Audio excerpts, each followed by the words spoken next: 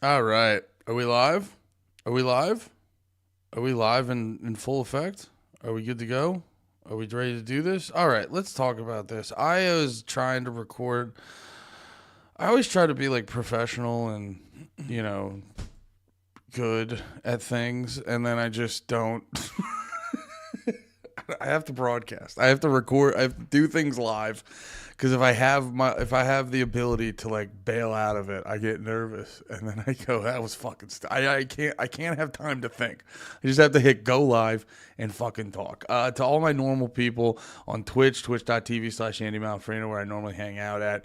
I apologize. No, there wasn't a regular stream today. I wanted to do this. I wanted to watch Daredevil and record a I wanted to watch Daredevil and record a review and do all this stuff, and I have to go do other things, and I apologize. But either way, thank you if you're watching this currently or you're watching this in the future. I love you so much. I love you so much that I will react the way Matt did when Froggy. I keep wanting to call him Froggy. Foggy got his utter demise. It was very sad. It was incredibly sad. So let's get into this. So Daredevil dropped last night. I am still getting used to Texas time zones. Last night I was reminded I am not Pacific Standard Time. I am Central Standard Time. So I literally was taking a nap on my couch. I set an alarm for 6 p.m. and I go, let's watch some Daredevil. And there was no Daredevil. And I go, what the fuck is going on? And then I go, wait a minute, you're in Texas. So it was actually 8 p.m. I went out, hung out with my friends. There was a big comedy show and stuff like that last night. So I did that. I did not get to, a lot of people got on this video much earlier than me. That's fine. This will be the best one you've watched. So it doesn't matter. It doesn't matter that they got there a little bit before me. Either way, this will be the best one you've ever watched. Anyway, so yeah, I watched it this morning. I will say this, because I like to keep it a buck on a lot of my reviews whenever I talk about music. Whenever I do my music reviews, any of these type of reviews, I like to keep it a buck and let you know where my head's at. Because sometimes people in these, they talk very authoritative. They talk like they fucking know anything. And I'm known for not knowing nothing, which that may have been a double negative. So I know everything. Anyway, I'm a man. I like to talk. And sometimes I don't know what the fuck I'm talking about. So I like to keep it a buck on where I'm at with this Daredevil bullshit. I am a new fan of Daredevil. Obviously, I'm fucking 35. Known about Marvel my whole life. I've known about Daredevil. My first intro to Daredevil, I believe there was a PlayStation. I forget which one it was. There was a PlayStation Spider-Man game. I remember Spider-Man game, PlayStation. It was one where they were now PlayStation 1 internet, PlayStation 1. Spider-Man PlayStation 1. There's a Spider-Man game back in this one. Yeah. This one. Damn, that shit's new. That shit goes for $400. God, if I was good about saving my childhood, it would have paid for a lot. I can't tell you how many of those fucking videos I've watched where they're like, look how much this Pokemon card goes for. And you're just like, well, I had all of these. I did. I watched a Watch Mojo one time of like top 10 most expensive, it was top 20 most expensive Pokemon cards. I know bullshit. I knew for a fact I had 6 of them. And I was like, Jesus fucking Christ. It was very angry. But yes, I remember playing this Spider-Man game when I was a kid because I love Spider-Man. And then Daredevil popped out at one point. And I was like, who the fuck is this guy? And they were like, he's blind. And I go, ew. No. But regardless, that was my first intro to Daredevil. And then, just being an adult and, into... I was much more passively. I've been having, not to go deep into it, I've been having a renaissance in my 30s, just realizing I was running from all this nerd shit that I like. So I've just been getting more into comic books and card games and video games and stuff because I spent my 20s being like, ew, that's nerd shit, that's gay, I don't like that. Now I'm just like, it is gay, but let's embrace it and be our true selves. So yeah, I am a little behind on where I probably should be to talk authoritative about things on the internet, but we're here, so it is what it is. But yeah, I've always been vaguely into comic books and stuff like that. I've just been fully embracing them now. So I gotta be. I'll keep it a buck. Going into this, I was not perfectly up to date on the Daredevil lore, and now because basically I saw this show coming out, I want to get into more commentating and talking about movies and TV shows and shit. And I was like, well, Daredevil premieres on Tuesday. How about we hit the ground running? Let's just start talking about Daredevil. And I've spent the past 2 days really catching myself up on Daredevil. I've been rewatching the show. Oh, that's another thing I should throw out there. I'm like fucking, I'm only 5 episodes into the original series, so just keep all that in context. But I've been ingratiating myself with Daredevil over the past couple days, and I'm like, yo, he's low-key becoming my favorite superhero right now, just because he's like a real motherfucker, and it's what gets me excited and gets me interested in this. But I will be caught up I should be caught up on the show by the next episode, the original 3 seasons, and I just found out I have Comics Unlimited. It's like the Amazon thing, and there's a shit ton of Daredevil on there, and I'm very excited to get into it. But enough about that. I just wanted to show you guys where I'm at. Let's talk about this fucking TV show. Out of the gate, I want to say this because I had props to Disney Plus. I didn't know they could do this because I was originally gonna do like an edited video before I started hitting play 50 fucking times and then overthinking it and yada, yada, yada, realizing I really shine in the live element. I was going to bring up images on Disney Plus, and I wasn't going to show the video. I know the rules. I'm not trying to be a hot dog breaking the rules, guys. I'm not trying to do that.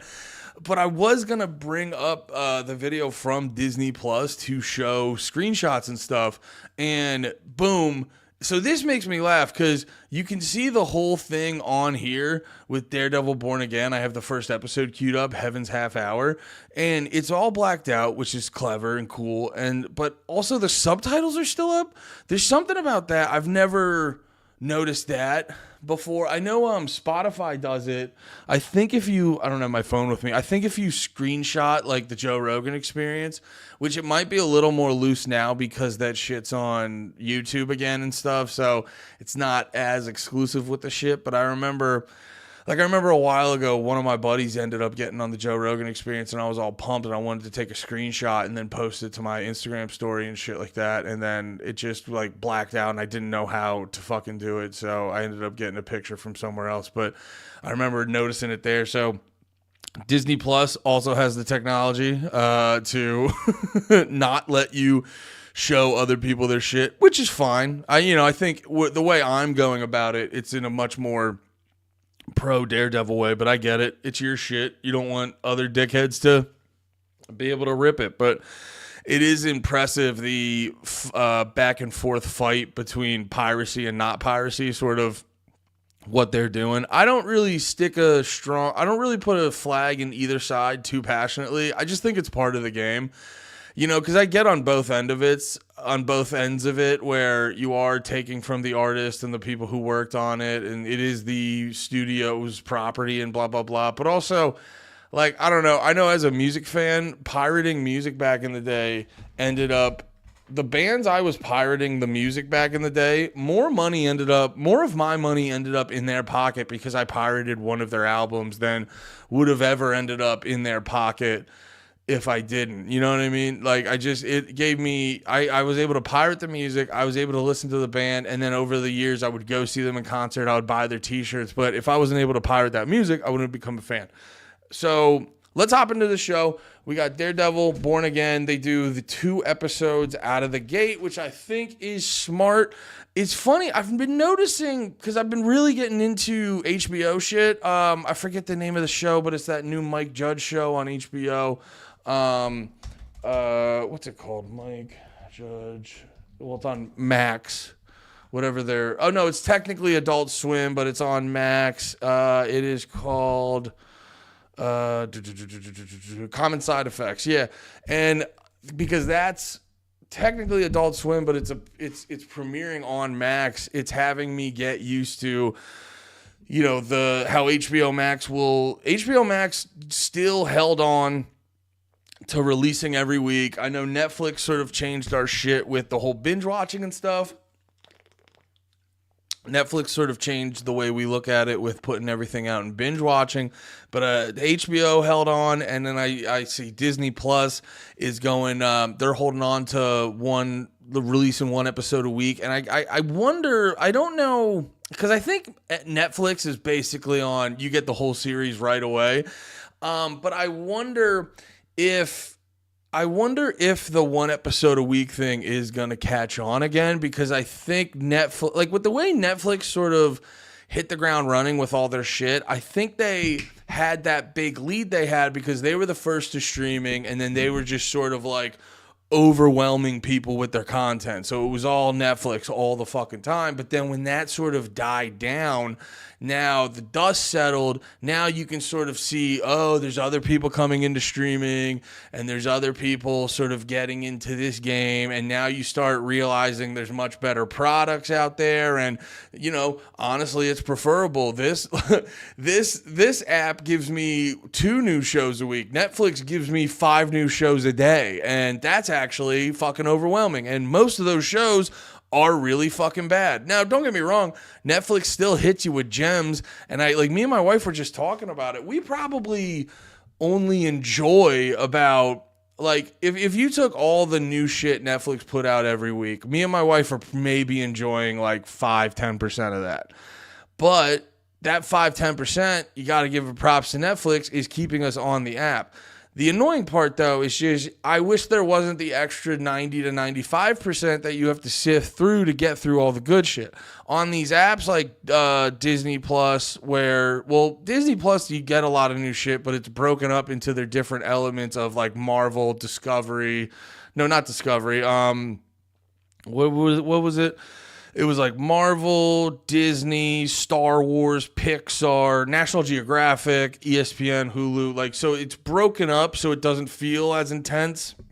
And then if you go over to Max, it's not as intense over there either. So I gotta wonder. I will say too, this as a guy who wants to talk about this every week, who's into a bunch of different shit. It's good to be able to okay, we only give you an episode and this and that. So the week to week sort of element of it, I think, is good. And there is part of me, I used to bitch about it, but sort of, as a busy adult, making a lot of content, doing a lot of comedy, doing all this shit, I will say going back to the new episode a week model might be preferable, because it's not as daunting and overwhelming of hey, here's 10 episodes, go watch them right now, dickhead. I don't know. But when it's a limited series and it's only 3 to 6 episodes, then I like that, hit me with it all at once. But yeah, sorry not to ramble on that for too long, but I do think the whole element of week to week kind of becoming more of a norm possibly is an interesting conversation. But let's get into the actual show. So we got the first episode. We have the first episode, Heaven's Half Hour. I gotta be honest, so the first thing that sticks out to me about this show is, like I said, I am about 5 or 6 episodes into the original run of Daredevil, and I'm really enjoying it. But my one minor complaint is it feels, visually speaking, it feels like a CW show. And not to rag on CW shows, but when your whole thing is we're Daredevil, this is Hell's Kitchen, it's gritty, it's to have that lighthearted feel of a CW teen drama, I'm not the biggest fan of. So visually speaking, the kind it sends signals to me that this is gonna be a boring cable show on a tame CW type network, and that's no shade to CW. There's a lot of shows on there that are really good, that when they're sort of in that teen drama pocket, it works. But when you're going for a Daredevil type show and you're trying to be gritty and you're trying to be in your face, to have this sort of visual element that reminds you of a much more tame, lighthearted medium, it's not necessarily my preferred thing. So shifting over to this Daredevil now,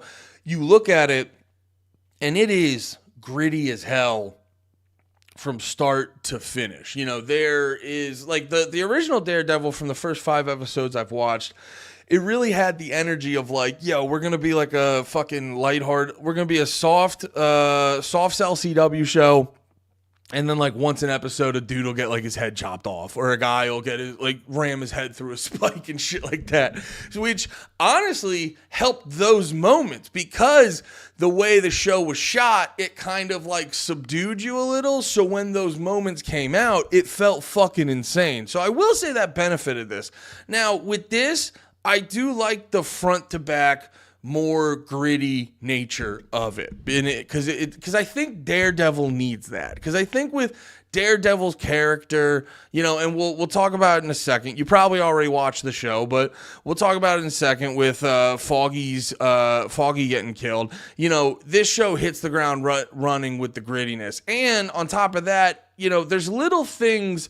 Like, so this show starts off with, I forget the name of the bar, but they're at the bar and everyone's taking shots and they're taking shots of whiskey and stuff like that. When it's not properly shot, when the grittiness that you're trying to portray isn't properly portrayed, the whole, we're just tough lawyers and tough detectives drinking too much at the bar, that comes off cheesy and it comes off corny because it just doesn't feel right. Like when you've worked a long day and you're at the dive bar and you're drinking too much and you're wasting your paycheck on these shots because your day to day is very stressful. So this may feel like your only moment of like levity where you can really like relax and cut loose. You know, you want to express that properly. And if you don't express that properly, it just has a little bit of like cosplay energy. Dunbar, shout out. How you doing, brother? I'm over here. Sorry, there's going to be, I said this earlier, there's going to be no regular stream, but I'm doing a quick little Daredevil review over here. So thank you for hanging out with me, Dunbar. You're a real one. That is a reminder, if you're watching this on YouTube, twitch.tv/AndyMalfrina, I hang out over there in a less formal way. But anyway, yeah. So they're in the bar. It's the way it's shot I'm so happy they got rid of the whole CW nature of things. The grittiness of it is in full effect, and it looks fantastic, and it looks wonderful. I am bummed that Foggy gets out of it so quickly, because watching the first season, he's got like the really long hair and he kind of looks silly and this and that. And I don't know how he looked in the later seasons, but to be able to like give him a cool guy haircut, I was like, oh, cool. They're doing like, I did not see the death coming whatsoever, because I'm just watching this like, oh, they're doing Foggy a solid. They're making him look fucking cool. He's going to get so much puss this season. Beknownst to me, no, he will not. No, nothing matters about his haircut. He will not be getting any pussy this season. So they're doing all that. They're talking at the bar. Matt's having his whole hearing moment, which I gotta be perfectly honest. Maybe I need to like read more Daredevil and sort of truly understand his powers or lack thereof powers. But like the hearing shit, it kind of gets to me a little bit, because I'm like, wait, how? Because it's one thing, I get it, like we're in this scene where he's in the bar and he can hear Foggy on the phone from like across the bar outside the door. I was like, I'll take that. But then it's like some shit where like later in episode 2 where he's literally across the street in New York City and he can hear inside this guy's apartment building what he's talking about. You're like, brother, give me a fucking break. But I will say this, as a hardcore professional wrestling fan, I quite often tell people, like, don't think about it too much, just go with it. So I always have to remind myself of that. When there's little moments where, like, you know, I'm watching Daredevil, able to hear what's happening on the fucking fifth floor in an apartment building across the street in loud ass New York City. I have to remember that's a Daredevil thing. That's the thing he developed. Just go with that. That right there, you just kind of have to go with it. So, yeah, there are there are certain elements of Daredevil's powers that I roll my eyes at heavily because it's like I get it, he's blind, but does that mean he gets like super duper he's a fucking owl with his echo? But here's the thing though. That is cool. Now I might be missing something sort of under with my lack of knowledge on the topic of his powers and shit. So maybe give me a week or two to really catch up and learn more about Daredevil. But at the same time, I do there are certain times where, there's certain times where consistency and logic is very important. And there's other times in superhero and action movies and stuff where you go, it's just way cooler if this is how it goes. And you go, you know what? I accept that and I'm going to go with it on that. So we got Foggy in the bar. Yeah, we got the moment outside. I thought it was very interesting.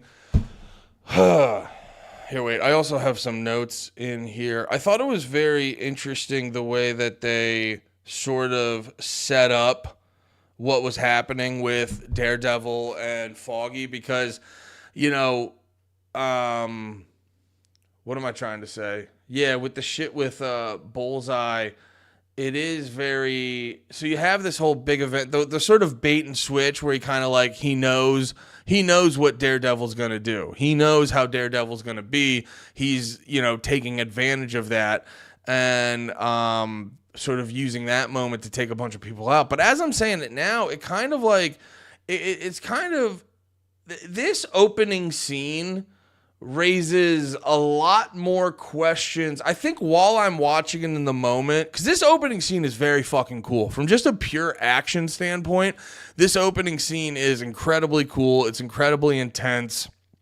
It's fucking over the top. It's fucking crazy. And now that I'm like sort of going back, analyzing it, talking to you guys about it, I'm sort of realizing there's a lot more questions that this scene raises in general because, maybe I might be missing something, but you're just watching Bullseye go through and try to fucking beat up Daredevil. But, it's this thing where it was like, what was the original plan? Because it goes from, like, was Bullseye supposed to just take out Daredevil? Is he just supposed to because if he wanted to take out Daredevil, he could probably figure out a better strategy. Because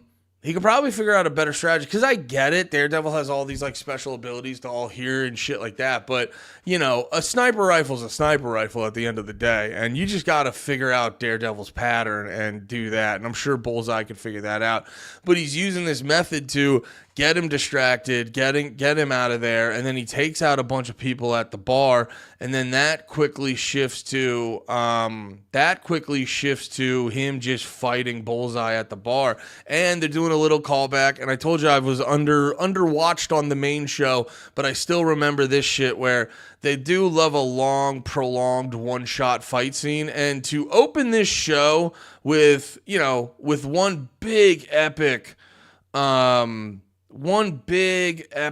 one-shot fight scene was very impressive. It all looks very cool. It has elements I remember from that big one-shot in the first season. I remember people talking about that where like they throw a high level of realism in there where they're showing Daredevil sort of get tired and he's already fucked up before that fight, and then he has a shit ton of dudes fucking fighting him at the same time. He's like going against like 10 or 20 people, and so a lot of his punches and shit are not as strong, and they implement elements of that in this too, which is very very dope. I also little things like maybe not little things, but just like the fact that Daredevil just has these little fucking dagger things that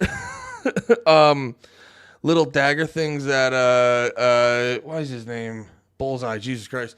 These little dagger things that Bullseye keeps throwing at him. I think by the end of the fight he literally has almost like just 10 little knives sticking out of him, which is very funny to me. But yeah, I can't say enough about this opening scene, but it does, like I said before, it does as Daredevil yells it right before he kind of throws Bullseye off the fucking building, You see Daredevil just screaming, why? Like, and it honestly, it's as I'm rewatching it, there are a lot more questions of like, why did that even happen? Because if you really break down the execution of it, you kind of look at it and you go, what was the ultimate goal? Which, I think, I don't know if we have enough information to really make a educated guess, but it really feels like something they'll sort of bring back later in the series, which if they are smart, I will. Well, so, okay, you know what? I'm getting ahead of myself. Let's keep it moving because I'm just curious what they're going to do with Bullseye later in the show, because it's like he's not just going to sit in jail. It's not just going to be like Bullseye attacked him. I'm going to use the law. I'm going to use the judicial system, not Daredevil, to get him, to keep him in jail, to get him to go to jail and all this stuff. And like that, it's just that now. So yeah, I'm very curious because I got to imagine the way that a lot of this stuff is going to progress, where you see, and a little bit of a getting ahead of myself, but you see how Fisk is acting, where Matt is worried about Fisk being like, dude, you've been this dude in crime your whole fucking life. You're just going to be chill now? And then you see over Fisk is trying to do it the chill way, and then he keeps getting pushed back, and there's little parts of this that's pushing him back into his old ways. So like there's and I'm getting way ahead of myself, but it's like the end of episode 2, I think, with like the cheesesteak scene where he basically is like, yo, I'm going to tell these people, the police chief's giving him problems. And he's like, yo, I'm going to tell these people, like, you have a family on the side, and this is where they get cheesesteaks every week in King of Prussia and shit like that. So, and then you see like, so those are moments where Fisk is, and in Fisk's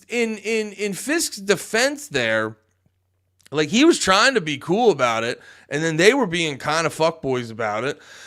He was like, all right, dude, I'm trying to be cool, but if you're going to be a bunch of fucks about it, I'm better at playing this game than you, dude. I'm better at playing this game. You can't outdance me. Like, you going to fucking stomp the yard? I'm Cirque du Soleil. Eat my dick, dude. You know what I mean? Like, that's what Fisk is kind of saying there. So, and he's got this whole big thing against vigilantes.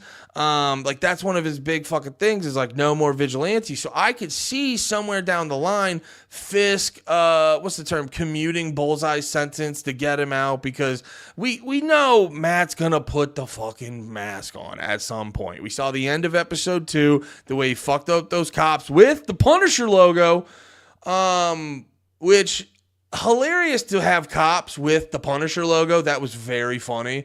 But at the same time, like, we're probably gonna see Punisher this season or something. I don't know how that's gonna work in. That was super fucking interesting. Punisher logo tattoo. But no, you saw Matt fucking up the dudes at the end, and then he also, which at the end of episode 2, getting way ahead of myself. I do gotta say this though. I think Matt could have figured that out without killing those guys. But that also on top of it adds, I gotta be honest, like, I love Batman, but the whole fucking aggressively not trying to kill people, it gets a little bit boring. But I think well, I don't know. It doesn't get boring. But it's like let me put it this way. Every superhero, like, aggressively not trying to kill people, I don't know, just, you're like, okay, you guys all do this. Can we change it up? So to have Daredevil, Matt Murdock, Daredevil, being so reckless when he's fighting that he's just like, oh shit, did I kill guys again? You know what I mean? We're 2 episodes in and we have 3 dead guys. For our main character has killed 3 dead guys. Our main character has created 3 dead guys. That's just more interesting, in my opinion. That's just more interesting. And then mix that with, like, because that stuff's also very interesting, because you mix that with the fact that Matt's just looking at, Matt's looking at Fisk like he's the worst fucking guy. And it's like, dude, honestly, you're pretty bad. Like, if we're just talking season, this season of Daredevil Born Again, you're beating Fisk on who's a worse dude, to be honest, if we're being honest. But anyway, I'm getting ahead of myself like a motherfucker. Let's keep it moving in this episode. Like I said, that opening scene was crazy. I I really like the transition of him dropping the helmet and then it turning into the lot of great attention to little details in this show. So like the helmet turning into stone, transitioning into the opening sequence. That was very good. Let me double check my notes. Looks amazing. Foggy haircut. Foggy's haircut. Yeah. Yeah. Oh yeah. And then the street, because I also like the sort of putting it in New York City specifically. Like they're kind of getting out of Hell's Kitchen, but like putting it in New York City specifically does add this like, because you know, Daredevil, he's a dope superhero. He has very interesting stories, but if you put him up against like the Spider-Mans and the Iron Mans and the Thors and Captain Americas, you know, he's not going to beat those dudes in a fight like that. So he is a much more smaller street level superhero. So the way that they're making it like hyper specific to New York City and shit like that does aid in that like street level shit, and the way that they go around town with Fisk talking about like the fact that he's the mayor. It feels like, yeah, you know, we are going to have these fucking crazy superhero movies and comics with the Avengers, and they're going to be fighting aliens trying to blow up the world. But also, you know, fucking Captain America is not going to be dealing with fucking petty crimes, and that's where Daredevil comes in, and it's a much more interesting thing. Oh, there was a scene where that shit in the beginning of the one episode with the paperclip going into the fly was so fucking cool. And the tightening of the light bulb. Excuse me. I apologize. The one-shot bar fight. Yeah. All right, we're open. All right, we're getting into it more. Oh, I did see this where I saw someone talking online where someone apparently had access to they gave him early access to watch the whole series, and they said there's like a noticeable the religion aspect in it is noticeably smaller. And through my, you know, intensive 2 to 3 days of Daredevil research, I do think that is generally a bad move, because his Catholicism is a huge proponent of his character. So I don't know what it is. I think it's like a weird, because I saw people, I don't know any of this info firsthand. I'm just reading people complaining on Twitter, which is just, you know, that's where all the best info comes from, is grumpy people on Twitter. But there is, I will say this, because apparently what people were saying was there was some other superhero that was Muslim that they put that like aggressively in there, you know, which does really feel like, you know, some shoehorn, annoyingly progressive stuff. You know what I mean? It seems like that just reeks of white people being open-minded, or like it reeks of white people trying to be open-minded and then end up coming off like tone deaf and retarded a little bit. I don't know. But once again, this is all secondhand info. I'm not going off, you know, my own viewing of it. I'm just sort of like, you know, kind of thinking through the whole shit. But, you know, it is a sort of thing. It's like if you are going to have one character and you're going to be heavy and shoehorn in a bunch of Muslim shit on them, a bunch of Muslim stuff. I didn't mean to say it that way. It came off unnecessarily aggressive. But, you know, it is a thing when you have this character where you're like, no, like Matt Murdock's Catholicism is a big part of his character based off the, you know, shit I'm going through and reading on this character. That's a big part of his character. So to like tone that down is doing a disservice. Now because they were saying they like took it completely out. After watching these 2 episodes, they didn't take it out. But it is, based off what I was like, the videos I was watching and then how they're doing it in here, it does feel like they toned it down a pretty decent amount. Which I think is, while this show is very good, I do think it is doing a little bit of a disservice to the character. So we keep it moving. We find out year later, Matt hasn't been Daredeviling it up, which I think is I think it's an interesting way to sort of like, reset the series, but like keep everything. Because I saw an interview with the cast of Daredevil, and they were basically, and the creators, and they were basically saying, they were like, it's the show's being reborn, born again. So, it makes sense. It's like all the stuff happened, but we're sort of like breaking everything down and building it back up, which I was watching some shit about the actual Daredevil Born Again comic series. And I don't know if this is going to go strictly true to that. If it does, the shit I was watching on YouTube about it, the Daredevil comic book Born Again series does seem super sick. So if they I don't know if they're going to go that hard though. So if they I think if they sort of take inspiration from that, this series will be very enjoyable. But yeah, we find out he hasn't Daredeviled for a whole year. We see Fisk. He's eating a weird little. What was this? He's got one thing of asparagus and like a chicken cutlet or something, which no problem with that. I've been to Texas for almost a year. I do miss a good whopped up chicken cutlet. But yeah. So we got Fisk. Fisk, to me, the way he's portrayed in this, he's a very interesting character. I do like the little moment where he's going to get his suit and he's going to get the white one. And then he goes, nah, let me get the gray one. Because he's like, because then you find out his wife has been taking over the business.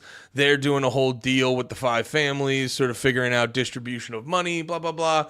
And then Fisk rolls in and starts talking mad shit. But then you see the interesting juxtaposition. And this is what, from watching Daredevil, this is the interesting sort of level.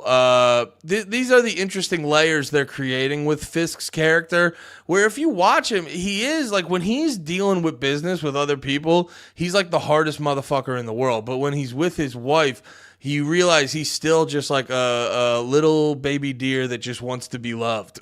You know what I mean? And like, his wife is not giving it to him. She wants to, but she's like, she knows if she gives him her all, she's gonna get hurt. But it's a very interesting dynamic, because it's like you can have these moments where you forget. It makes when Fisk acts like a motherfucker substantially more interesting, because he is, when he's around his wife, he is this kind of soft little pussy. And then his wife comes out, or she leaves, and he's got to be a motherfucker. It makes those moments where he needs to be a motherfucker hit so much harder. But yeah, so he has this moment with his wife. She's understandably not completely about it, because she's like, oh, I've been running this shit, and you just like show the fuck up. But then we hear Fisk introducing his thing of wanting to be legit. I do like there was interesting little symbolism with Fisk where he's talking about wanting to go legit. And when they did that, they show the reflection in the table where it looks like he has a halo around it. It was kind of obvious, but I'm a fan of symbolism. Symbolism like that. So yeah, and then we find out Bullseye's got his trial. Fucking Matt puts on the waterworks about Foggy, understandably, and they get that guy life in prison. We find out Bullseye's last name is Poindexter, which is hilarious. That's always a fun one. And then Matt and Karen are talking in the hallway, and you basically find out Matt wants her to get back into this shit, and Karen's like, no, it hurts too much. I'm going to be in San Francisco, which I thought was a funny addition, because I thought that was a really smart addition, because in my Daredevil research, there was apparently a time in the comics where they were just like, let's take Daredevil. They tried to figure out a way to get Daredevil out of New York and then send him to San Francisco, just change up the scenery, change up the sort of general vibe of it. But it ended up apparently just not going well. So this is a fun nod to that. But yeah, they don't have a great conversation. Oh yeah, and then they don't have a great conversation, and then where the fuck is it? And then Karen gives him a little, what is this? I found this at Josie's. I thought you might want it. Which I think Josie, I'm bad with characters' names sometimes, but I think Josie was his girlfriend in the show. Not Rashida Jones. Sorry. forget her name. She was the lady in Clerks 2. I don't know why I'm missing out on her name. Wait a minute. Josie Daredevil show. Oh, no. It's the bartender. Who was I thinking of? Who was his girlfriend? We'll figure that out later. But anyway, so yeah, it's like a little, looks like a little triangle pyramid thing. A lot of little stuff that they're kind of throwing out there that is like intriguing, but not necessarily a big what the fuck. So yeah, we got Matt. He hears Fisk is running for mayor. We see Fisk in the mayoral, his with all of his lackeys, which, shout out, they got, now the movie wasn't great, but I think he's a good actor, but playing kid Tony Soprano, I think that's actually, I could be wrong, but I think that's actually James Gandolfini's actual son in the, it was a very bad movie, The Saints of Newark. Whatever it was called, Saints of, was it Newark? The Many Saints of Newark, yeah, The Many Saints of Newark, and his own son, who he's actually, I'm glad to see him acting in more stuff, because he's a very, very talented actor. Yeah, Michael Gandolfini. He plays Daniel. He plays Daniel in Daredevil, and it's very good. He's very good at it because he's playing the kid he's a little green behind the ears, but he's very promising, and he, yeah, you may not 100% agree with him, but he's not a complete dummy. But I like this scene too, where they're in his sort of campaign office. They're sort of setting up the dynamic of, It's basically representing Fisk's two lives and his two personas like conflicting with each other. The lady who wants him to be more like buttoned up and traditional, and the bros are more like, nah, dude, let it rip. Let's go fucking crazy. And the dude who plays Daniel, Gandolfini's son, he fucking kills it.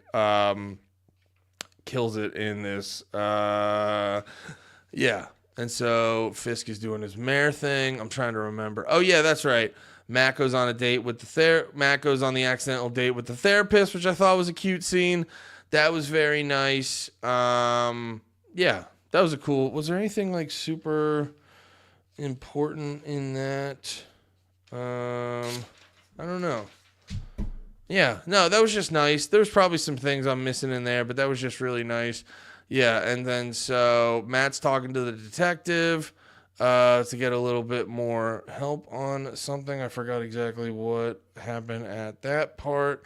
Yeah, there was, it is honestly, oh yeah, that was the other thing I put a note down for. They're also establishing a cool element too where Matt is coming off, because he kind of knows Fisk real well, and a lot of these people, they're more open to turning the other cheek or whatever.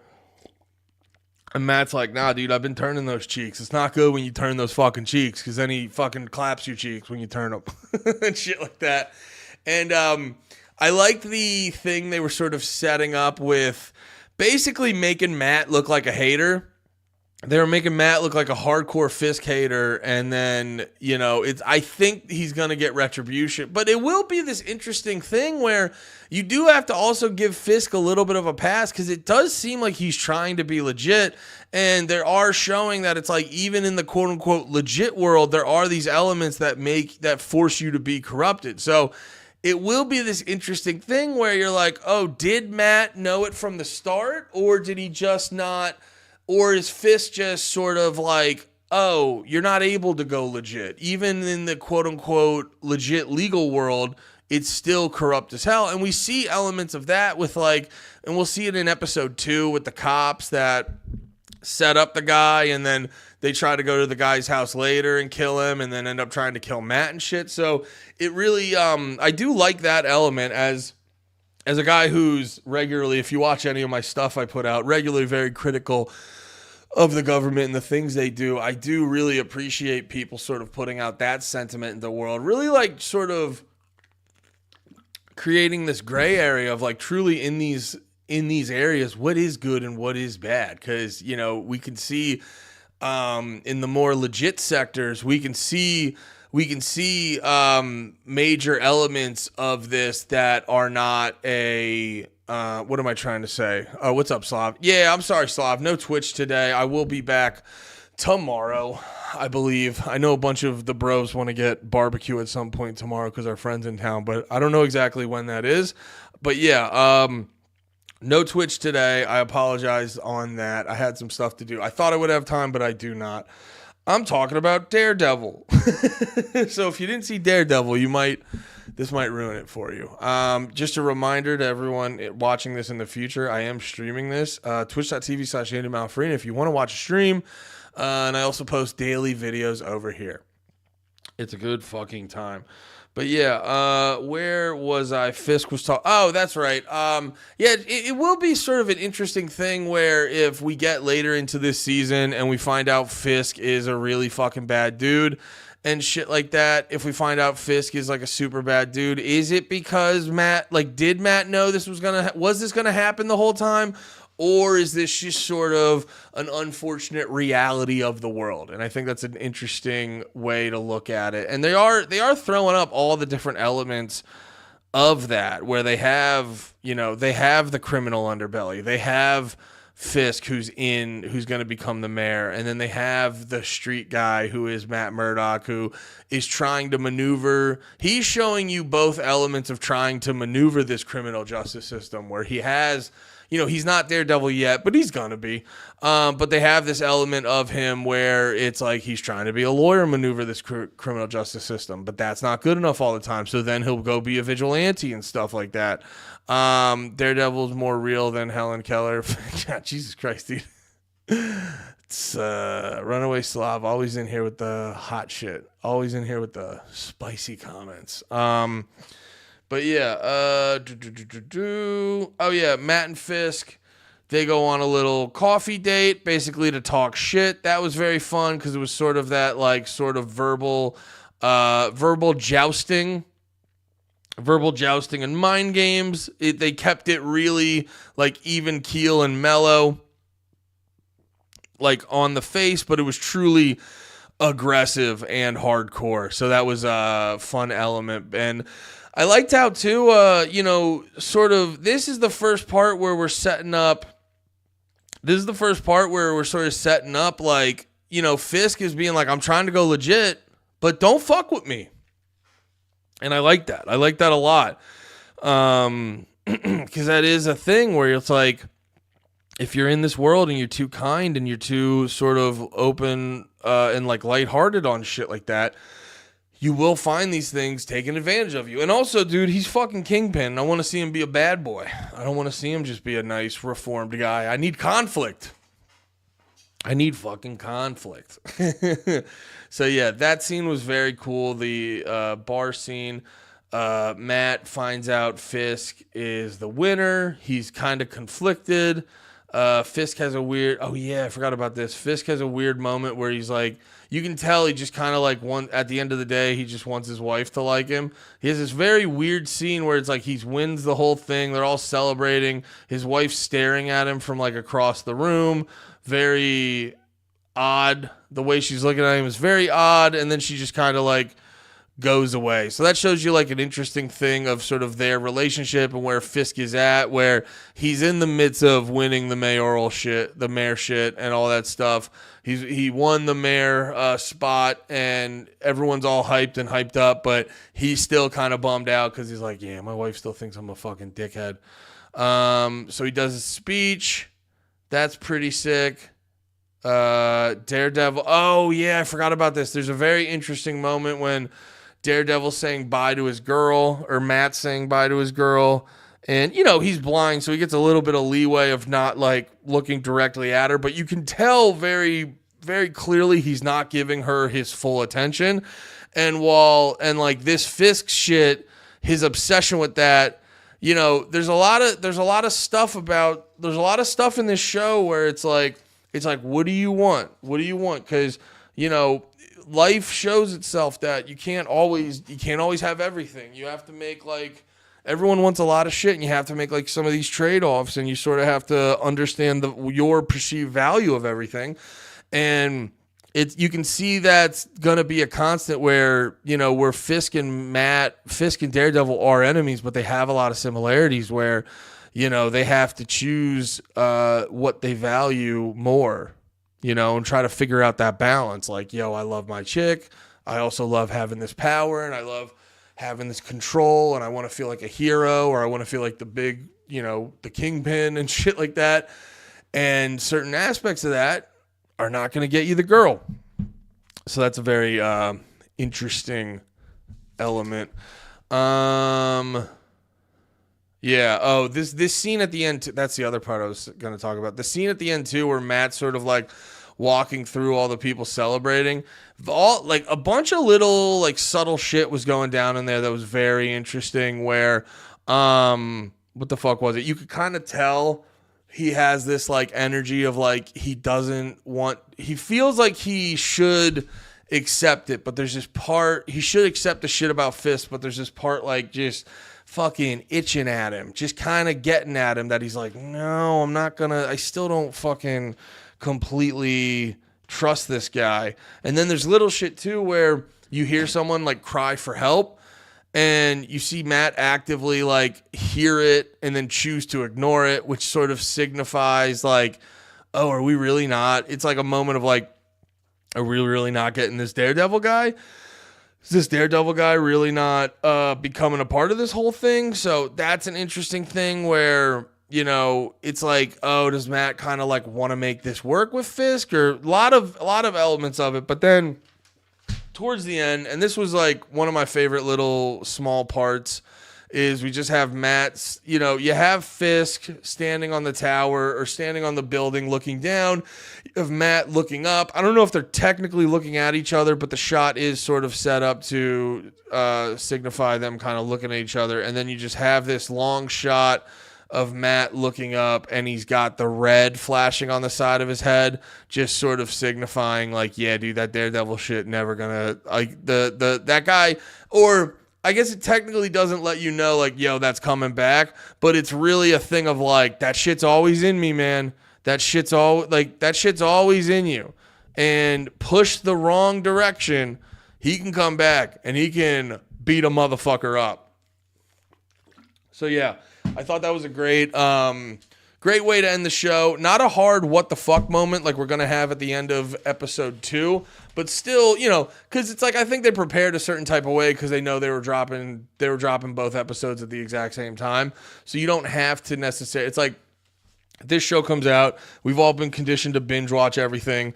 What am I saying? Yeah, this shit comes out, we've all been conditioned to binge watch everything. So you don't have to end Daredevil 1 with as aggressive of a motherfucker moment. So that was I think that was a great first episode of the Daredevil shit. So let's hop into episode 2. Damn, I took more notes on episode 2. God damn it. All right, this actually, you know what, this video is going pretty long.